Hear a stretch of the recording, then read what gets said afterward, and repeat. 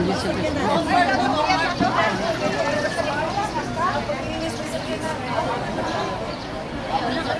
while nagilid ang atong DepEd officials announcing the route of our caravan, Cotobrata sa Philippine